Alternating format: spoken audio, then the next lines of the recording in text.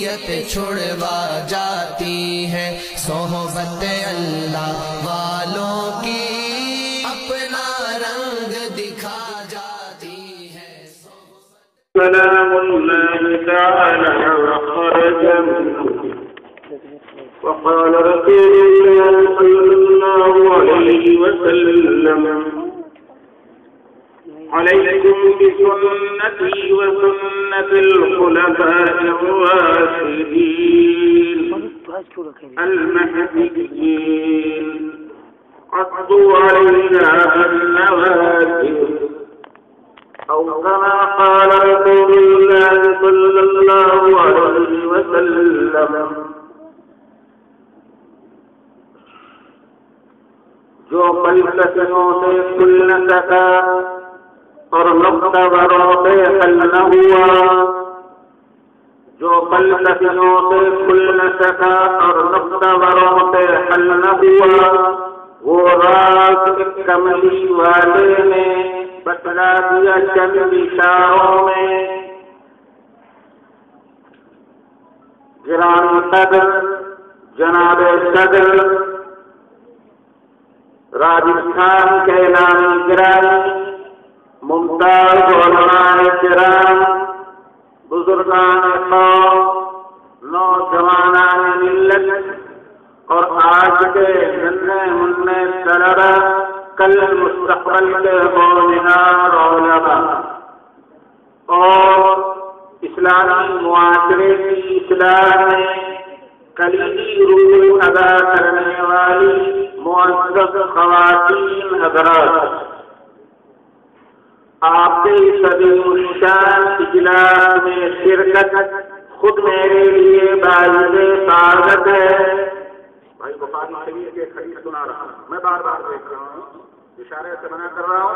اِنَّا شَتْرَ الْعَذَابِ، بخاری کی روایت ہے، اِنَّا شَتْرَ الْعَذَابِ يَوْمَ الْقِيَامَةِ الْمُصَوِّرُونَ، قیامت کے دن سب سے زیادہ سخت سزا تصویر بنانے والوں کو ہوگی۔ یہ ہماری آپ کی بات نہیں، بخاری کی روایت ہے۔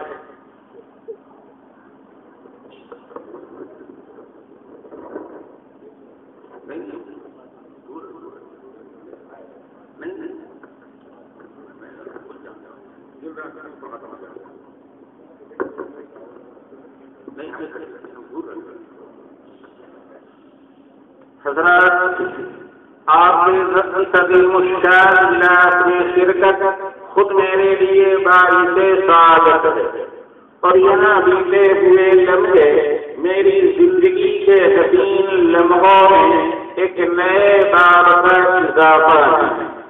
دوستو، آپ کی عظیم الشان اجلاس کو دیکھ کر، آپ کے اس مجمع کو دیکھ کر، آپ کی بیدارانہ نظروں کو دیکھ کر، آپ کے سکتے ہوئے چہروں کو پڑھ کر اور اسلامی چہروں کو دیکھ کر میرے دل سے جذبات کہ امیر جمع ہے احباب در جدی چہلے، امیر جمع ہے احباب در جدی چہلے، پھر صفات دلے کو اتارتے نہ رہے۔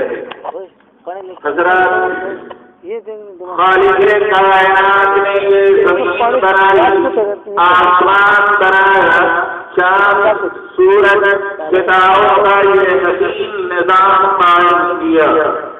جب زمین بن گئی، آسمان بن گیا، چاند، سورج، ستاروں کا یہ حسین نظام قائم ہو گیا، تو زمین سے پتھری لے کر، دریاؤں سے گہرائی لے کر، پہاڑوں سے پختگی لے کر، ہواؤں سے تازگی لے کر، پھولوں سے خوشبو لے کر، آسمان سے بلندی لے کر، چاند سے چاندنی لے کر، سورج سے چرن لے کر، ستاروں سے دل ملاحت لے کر، اور فرشتوں سے پاکیزگی لے کر، کائنات کا سب سے حسین، سب سے خوشبودار، سب سے شاندار ایک گلدستہ تیار کیا گیا، اسی گلدستے کا نام انسان۔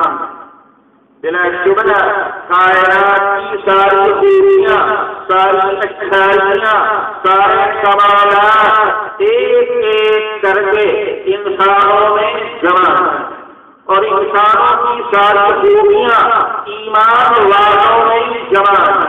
اور ایمان والوں کی ساری خیالیاں اللہ کے نبی ولیوں میں جمع ہیں، اور ولیوں کے سارے کمالات، ولیوں کی ساری خیالیاں، ولیوں کی ساری خوبیاں اللہ کے نبیوں میں جمع ہیں، اور نبیوں کے سارے کمالات، ساری خیالیاں، ساری خوبیاں، ساری رامانیاں، ساری زیبائیاں سید الانبیاء شہنشاہ کونین سیدنا محمد رسول اللہ صلی اللہ علیہ وسلم میں جمع۔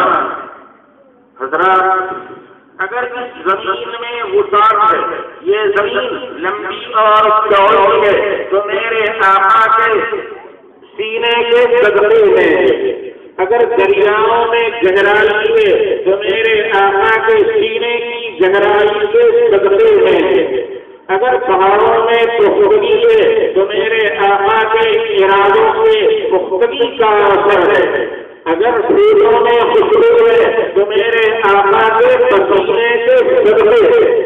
روایت میں آتا ہے کہ ایک مرتبہ آپ سو رہے تھے، گرمی کا موسم تھا، مبارک جسم سے خوشبودار پسینے نکل رہے کہ خاتون ان قطروں کو شیشی میں جمع کر رہی تھی۔ جب مبارک آنکھ کھلی ہے تو پوچھا کیا کر رہی ہو؟ انہوں نے کہا یا رسول اللہ، آپ کے جسم مبارک سے نکلے ہوئے پسینے کے قطروں کو شیشی میں جمع کر رہی ہوں تاکہ عطر میں ملاؤں تو عطر میں خوشبو پیدا ہو جائے۔ دوستو، اگر پھولوں میں خوشبو ہے تو میرے آقا کے پسینے کے صدقے میں ہے، اگر ہواؤں میں تازگی ہے تو میرے آقا کے سانس کے صدقے میں ہے، اگر آسمان میں بلندی ہے تو میرے آقا کے قدموں کے صدقے میں، میرے آقا صلی اللہ علیہ وسلم کے قدم مبارک وہاں تک پہنچے ہیں جہاں تک جبریل امین کے بالوں پر بھی نہیں پہنچ سکے۔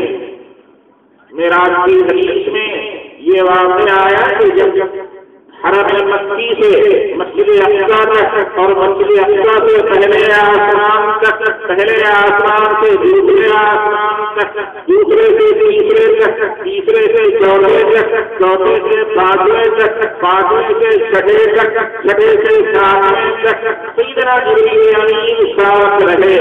جب سدرۃ المنتہا کے آگے چلنے کی بات آئی تو حضرت جبریل پیچھے رہ گئے۔ آقا صلی اللہ علیہ وسلم نے فرمایا جبرائیل جب مکے سے اقصی تک اور اقصی سے ساتویں آسمان تک ساتھ آئے تو آؤ ذرا آگے چلو ہمارے ساتھ۔ سیدنا جبرائیل نے عرض کیا یا رسول اللہ، یہ میری آخری حد ہے، اگر میں اس کے بعد ایک بال کے برابر بھی آگے بڑھوں گا اللہ تعالیٰ کی تجلیات میرے بالوں پر کو جلا دیں گی۔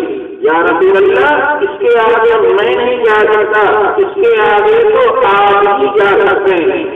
آقا صلی اللہ علیہ وسلم وہاں سے آگے چلے ہیں، عرش کے نیچے تک پہنچے، عرش کے اوپر پہنچے، وہاں پہنچے جہاں آپ کے سوا نہ کوئی نبی گیا ہے نہ کوئی فرشتہ گیا ہے۔ تو اگر آسمان میں بلندی ہے تو میرے آقا کے قدموں کے صدقے میں ہے، اگر چاند میں چاندنی ہے تو میرے آقا کے حسین چہرے کی نورانیت کے صدقے میں ہے۔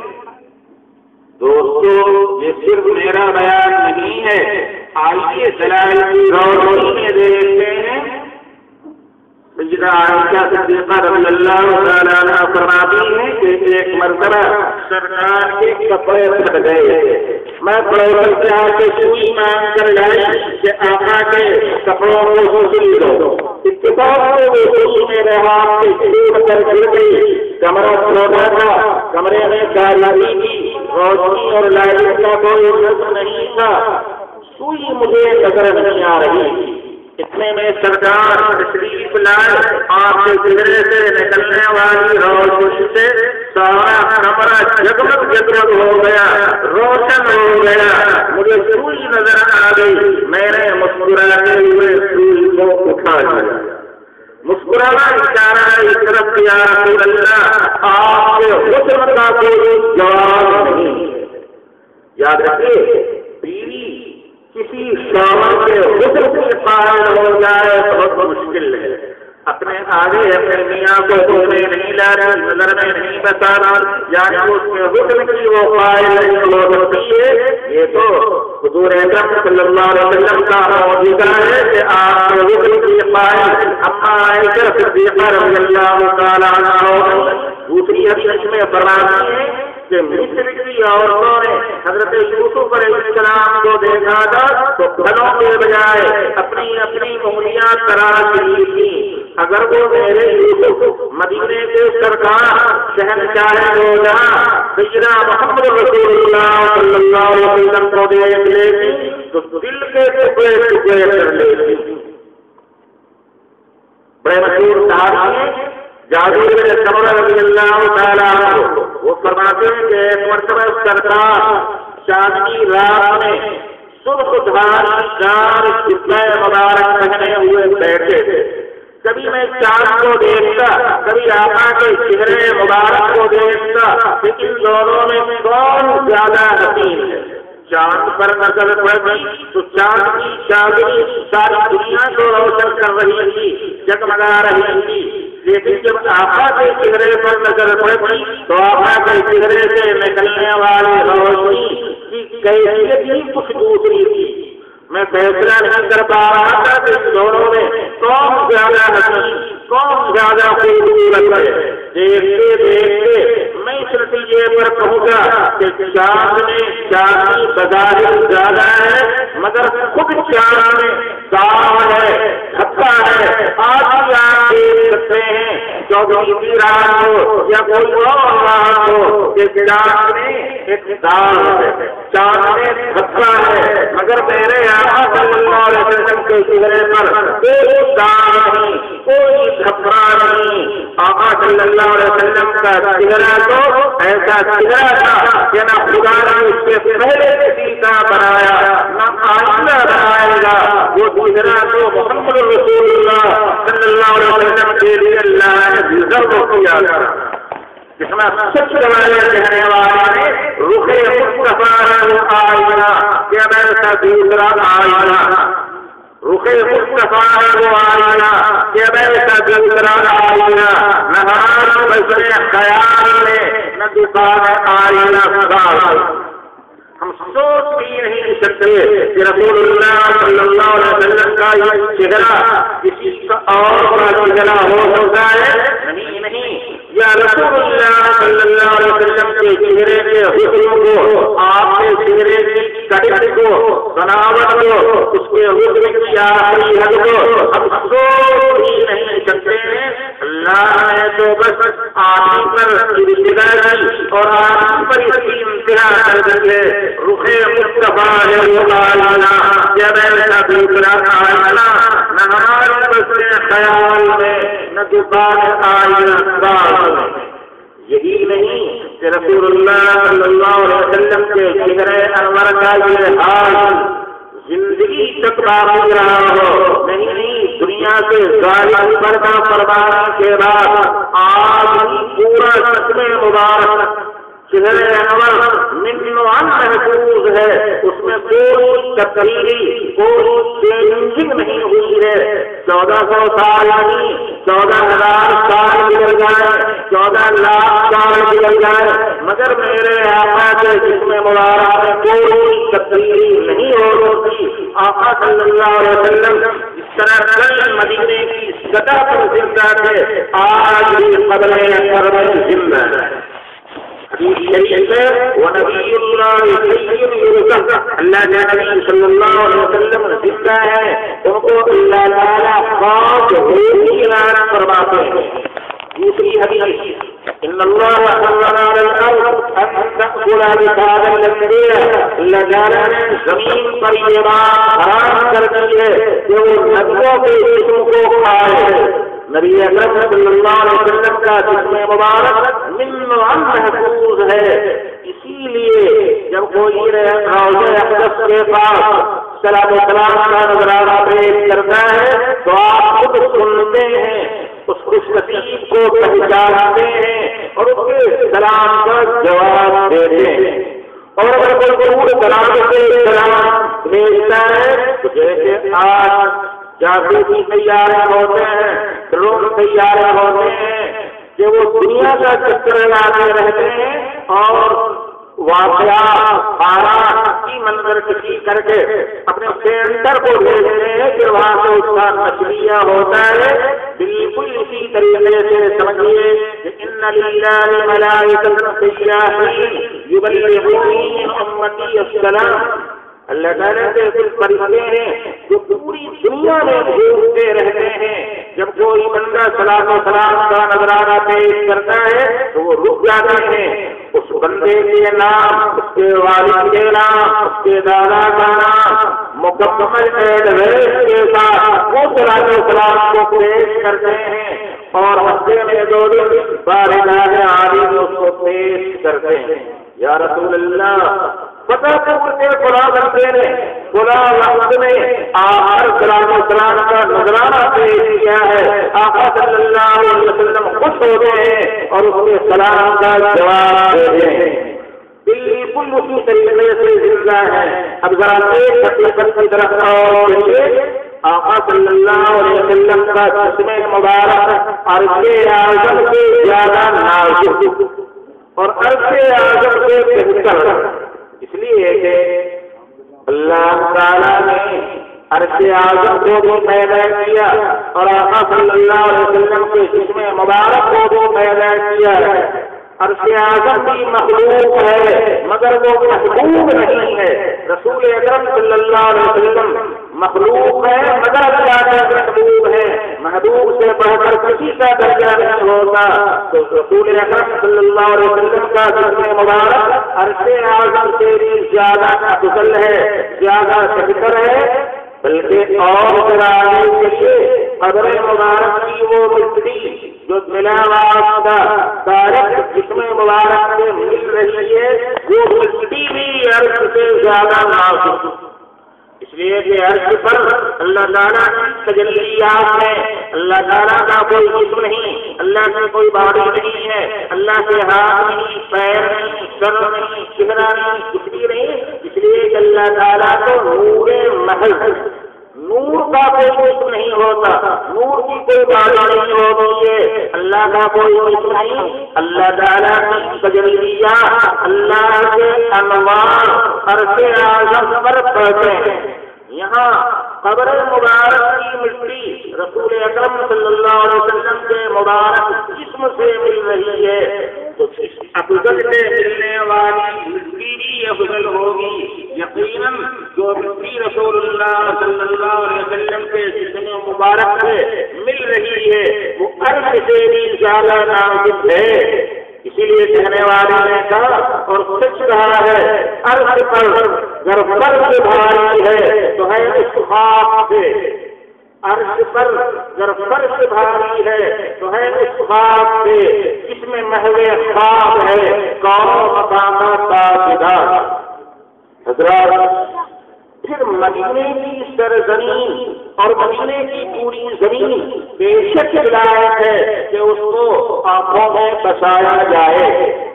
آج بہت سے لوگ ہوتے ہیں جو کہتے ہیں رسول اللہ کے عاشق ہیں، بے شک ان کو عاشق ہونا مبارک ہو، مگر کتنے حقیقی کہتے کسے ہیں؟ یاد رکھیے، عشق کا مطلب یہ نہیں ہے کہ ہم اٹھتے بیٹھتے چلتے پھرتے صرف قرآن طور پر کہا ہے یا رسول اللہ ہم آپ کے عاشق ہیں، یا رسول اللہ ہم عاشق رسول ہیں، مگر ہمارا چہرہ سرکار جیسا نہ ہو، ہمارا لباس سرکار جیسا نہ ہو، ہمارا رہن سہن سرکار جیسا نہ ہو، نشست و برباد سرکار جیسی نہ ہو، ہمارے معاملات سرکار جیسے نہ ہو، ہمارے اخلاق سرکار جیسے نہ ہو۔ نہیں، محبت کہتے ہیں محبوب کی ایک بات پر، محبوب کی اداؤں پر، محبوب کے اشاروں پر جان نچھاور کر دینا، یہ ہے محبت، یہ ہے حد تک ترقی کی آنے سے کسی کو کسی سے تعلق ہو جائے اور وہ بیچارہ اس کو دل سے رہتا ہے مگر محبوب ہے کہ اس کی طرف نظر نہیں کرتی بات نہیں کرتی. ایک مرتبہ اچانک ایک گلی میں تنگ گلی میں دونوں کی ملاقات ہو جاتی ہے. دل دینے والا کہتا ہے کہ میں نے تمہیں دل دے رکھا ہے اور میں تمہارے بغیر اپنی زندگی نہیں سمجھتا. میں تو تم پر فدا ہوں قربان ہوں اور تم ہو میری طرف دیکھتی بھی نہیں. وہ کہتے ہیں تم میرے چاہنے والے ہو تم میرے شہزادے ہو تو ٹھیک ہے چلو. رات کے 2 بجے موسم برسات میں جب آسمان پر سیاہ بادل چھائے ہوئے ہوں بارش ہو رہی ہو بجلی چمک رہی ہو آسمان گرج رہا ہو جنگل میں آنا سال کے دوران میں وہاں ملاقات ہوگی اور وہاں وصال ہوگا. جو کٹنگ کا عجب ہوگا کلر کا عجب ہوگا وہ کہے گا نہیں ہمیں یہ شرط منظور نہیں ہے کہ ہم رات کے 2 بجے جائیں. ہو سکتا ہے کوئی بجلی گر جائے ہو سکتا ہے کوئی سانپ کاٹ لے ہو سکتا ہے بجلی بند مار دے ہو سکتا ہے زیادہ رات میں نقصان پہنچا دے. یہ شرط ہمیں منظور نہیں ہے. لیکن جو سچا عجب ہوگا اگر محبوب نے اسے 2 بجے بلایا ہے تو وہ کرے گا وہاں پہنچ کر انتظار کرے گا چاہے محبوبہ آئے چاہے محبوبہ نہ آئے. اس لیے کہ محبوبہ نے کہہ دیا ہے کہ 2 بجے رات میں آنا وہاں ہماری تمہاری ملاقات ہوگی. سوچیے جب ایک دنیاوی محبوبہ دنیاوی معشوقہ جو چند دنوں کی ہے اپنی مثال کے لیے ایسی شرط لگا سکتی ہے تو وہ محبوب حقیقی جن پر خود خدا پھیلا جن کے چاہنے والے خود اللہ تعالیٰ ہے کیا ان سے محبت یہی ہے کہ ہم خود زبان طور پر کہتے رہیں یا رسول اللہ ہم آپ کے عاشق ہیں. یاد رکھیے یہ اظہار محبت ہے اور اظہار محبت کا نام محبت نہیں. خوب یاد رکھیے یہ اظہار محبت ہے. اظہار محبت کا نام محبت نہیں ہے. محبت تو کہتے ہیں محبوب کی باتوں پر محبوب کے اداؤں پر محبوب کے اشاروں پر جان نچھاور کر دینے کو. اگر ایسا رشتہ ہے تو بے شک وہ مبارک ہے. حضرات ایک عاشق رسول حج کرنے کے لیے جاتا ہے ارکان حج سے فارغ ہونے کے بعد مدینہ منورہ کا رخ کرتا ہے. ابھی مدینے کی آبادی بہت دور ہے کہ وہ اتر جاتا ہے سوال کے اتر جاتا ہے. ساتھ کہتے ہیں قافلے کے لوگ کہتے ہیں جناب ابھی تو مدینہ بہت دور ہے آپ پیدل کیوں ہو گئے.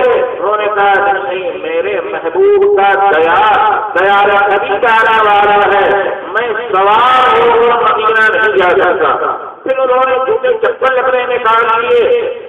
لوگوں نے کہا کہ آپ کے پیر زخمی ہو جائیں گے اور مدینہ آج سے 200 سال پہلے کا مدینہ آج کا مدینہ نہیں جو شاندار سٹی ہے آپ جانتے ہیں وہ مدینہ جہاں سنگلاخ کے پتھریلی زمین کی ننگے پاؤں چلنا مشکل ہے وہاں وہ ننگے پیر چلتے ہیں بے تابانہ شوق میں چلتے ہیں. پیر زخمی ہو گئے نوجوان ہو گئے مگر وہ عشق میں سرشار تھے اس لیے ننگے پاؤں چلتے. جب مدینہ پہنچ جاتے ہیں تو وہاں رہتے ہوئے ان کے پیر زخمی کے ساتھیوں نے کہا پورے چپل پہن لیجیے. کہنے لگے نہیں نہ جانے ان کنکریوں میں کون سی کنکری ایسی خوش نصیب ہو کہ جس پر میرے آقا کے چپلوں کے نشان ہو. میں اپنے استاد جوتے چپل پہن کر اس کو پیروں سے روکوں یہ مجھے گوارا نہیں. یہ نہیں ہو سکتا کہ میں چپل پہن کر جوتے پہن کر مدینے میں چلو نہیں بلکہ وہ ہمیشہ مدینے میں ننگے ہی پیر رہے اس مقدس سرزمین کی تعظیم. جب سنجے کی ضرورت پیش آتی تو مدینے میں نہیں مدینے سے بہت دور چلے جاتے تھے وہاں فارغ ہو گئے. یہ پاک سرزمین ہے یہاں میں سنجا نہیں کر سکتا یہاں میں اپنی ضرورت پوری نہیں کر سکتا. اس کے لیے انہوں نے کھانا کم کر دیا پینا کم کر دیا ہر ایک چیز پر بریک لگا دی. جب ضرورت پیش آتی تو چلے جاتے باہر ایسے ہوتے ہیں عاشق، پھر وہ آرزو کرتے ہیں کہ اگر مدینے کے لائق میں نہیں ہوں تو کم سے کم اتنی تو تمنا ضرور ہے کہ میں مر جاؤں اور مدینے کی چیوٹیاں یہاں کے کتے کو کھانے والا کرانے، یہ بھی میری خوش نصیبی ہے۔ آپ جانتے ہیں یہ کون عاشق رسول ہے؟ یہ ہے حجت الاسلام حضرت مولانا محمد قاسم صاحب نانوتوی دارالعلوم دیوبند کے بانی، جنہوں نے دارالعلوم دیوبند کو بنایا ہے۔ یہ ہے مولانا محمد قاسم نانوتوی رحمۃ اللہ علیہ۔ تو حضرت رسول اکرم صلی اللہ علیہ وسلم کے سارے کمالات کے بیان کے لیے آدھا گھنٹہ اور پورا گھنٹہ، ایک دن اور دو دن، ہفتہ دو ہفتہ، مہینہ دو مہینہ، سال دو سال نہیں، زندگیاں ختم ہو چکی ہیں، عمریں بھی سکتی ہیں، مگر میرے آقا کے بیان، کمال کا بیان ادھورا نہیں ہو سکتا ہے۔ سچی بات یہ ہے کہ آقا صلی اللہ علیہ وسلم کے کمال کا اور خوبیوں کا بیان ادھورا نہیں ہو سکتا ہے۔ لیکن ذرا سوچیے کہ آقا صلی اللہ علیہ وسلم نے یہ سارے کمالات کس بنیاد پر پیدا ہوئے ہیں؟ بے شک یہ سارے کمالات چاہے ظاہری کمال ہو یا باطنی کمالات ہو، سارے کے سارے کمالات نبوت اور رسالت کی وجہ سے پیدا ہوئے ہیں، اور نبوت اور رسالت کے لیے وحی کے ذریعے سے، اور وحی کا مجموعہ ہمارے آپ کے سامنے ہے قرآن مقدس۔ تو حضور اکرم صلی اللہ علیہ وسلم کے سارے کمالات اس قرآن مقدس کی وجہ سے ہیں۔ ایسی کتاب نہ پہلے کسی کو ملی ہے نہ بعد میں، تو کوئی نبی آنے والا ہی نہیں جس کا سوال ہو جائے۔ بے شک اللہ کی کتابیں اس سے پہلے بھی آئی، تورات آئی، انجیل آئی، زبور آئی، آدم علیہ السلام کے صحیفے آئے، حضرت یوسف کے صحیفے آئے، سیدنا ابراہیم کے صحیفے آئے، حضرت موسیٰ کے صحیفے آئے، وہ بھی آئے جنہیں ہم جانتے ہیں اور وہ بھی آئے جنہیں ہم نہیں جانتے ہیں، مگر ساری کتابوں کا خلاصہ قرآن مقدس صرف اور صرف رسول اکرم صلی اللہ علیہ وسلم کو دیا گیا۔ اگر آپ قرآن کی حقیقت سمجھنا چاہیں تو 2 منٹ میں یہ سمجھیں کہ اللہ کے علوم کے خزانے کا نام لوح محفوظ، اللہ تعالیٰ کے علوم کے خزانے کا نام لوح محفوظ۔ اگر لوح محفوظ کے علوم کو پھیلایا جائے تو کہیں تورات نظر آئے گی، کہیں انجیل نظر آئے گی، کہیں زبور نظر آئے گی، کہیں صحیفے نظر آئیں گے۔ اور اگر ان کتابوں کے لانے والے، ان کتابوں کے پھیلانے والوں کو دیکھنا ہو تو کہیں سیدنا موسیٰ علیہ السلام نظر آئیں گے، کہیں حضرت عیسیٰ نظر آئیں گے، کہیں حضرت داؤد نظر آئیں گے، کہیں حضرت ابراہیم نظر آئیں گے، کہیں حضرت عیسیٰ نظر آئیں گے، کہیں حضرت آدم علیہ السلام نظر آئیں گے۔ اور اگر ساری کتابوں کا خلاصہ نکالا جائے تو اس خلاصے کا نام قرآن مقدس۔ اوٹی تو الاولین والآخرین، مجھے اگلوں اور پچھلوں کے سارے علوم دیے گئے ہیں۔ یہ سارے علوم قرآن مقدس میں ہیں، کلی طور پر، اصولی طور پر۔ اور اگر آدم علیہ السلام سے سیدنا عیسیٰ علیہ السلام تک تمام نبیوں کے کمال، تمام نبیوں کے جمال، تمام نبیوں کی خوبیوں کو نکالا جائے تو اس عطر کا نام، اس خوشبودار عطر کا نام سیدنا محمد رسول اللہ صلی اللہ علیہ وسلم ہوگا۔ تو تمام آسمانی علوم کے خلاصے کا نام قرآن مقدس، اور سارے نبیوں کے کمال کے خلاصے کا نام سیدنا محمد رسول اللہ صلی اللہ علیہ وسلم۔ تو آپ ساری دنیا اس قرآن کی بدولت ہے، قرآن مقدس کی وجہ سے ہے۔ آپ امت کی خوش نصیبی ہے کہ یہ قرآن آپ کو ملا ہے۔ دوستو، جب امت میں قرآن آیا ہے تو اس میں علم آیا، اور ایسا علم آیا کہ اس سے پچھلی امتوں کو وہ علم ملا تھا، قیامت کی دوسروں کو ایسا علم ملے گا. اللہ تعالیٰ نے اس امت کو ایسا ذہن دیا ہے کہ اس کی نظیر دنیا کی تاریخ میں نہیں مل سکتی. آج کمپیوٹر 100 مرتبہ جنم لے اور بنا ہو، مگر امت مسلمہ کو جیسا ذہن دیا گیا تھا کمپیوٹر اس کی مثال پیش نہیں کر سکتا ہے. حضرات رسول اکرم صلی اللہ علیہ وسلم کے زمانے مبارک میں سارا قرآن یکجا ایک جگہ کتابی شکل میں نہیں تھا، الگ الگ اس کے اجزاء تھے. سیدنا ابو بکر صدیق رضی اللہ تعالیٰ عنہ کرتے پہلے اس کو جمع کروایا، پھر حضرت عثمان غنی رضی اللہ تعالیٰ عنہ نے اس کو لغت قریش کے مطابق جمع کرایا. قرآن سارا کا سارا حافظوں کے سینوں میں تھا، آج قرآن حافظوں کے سینے میں ہے. اس قرآن کی بدولت اللہ نے ایسے ایسے علماء پیدا کیے کہ شاید آپ یقین بھی نہ کر سکے. بڑے مشہور تابعی ہیں قتادہ ابن دعامہ مادر زاد نابینا، قتادہ ابن دعامہ مادر زاد نابینا سے اندھے تھے، اوپر کے رہنے والے تھے. ایک مرتبہ ان کے گھر میں فقیر آ گیا اور اس نے صدا لگائی اللہ کے نام پر کچھ دے دو. حضرت قتادہ نے کچھ کیا، گھر کے بچوں سے دلوایا. وہ فقیر نظر بچا کر پیالہ لے کر دم ہو گیا، چلا گیا. 10 سال کے بعد حضرت قتادہ حج کرنے گئے ہیں. مکہ معظمہ نے ایک آواز سنی، اللہ کے نام پر کچھ دے دو.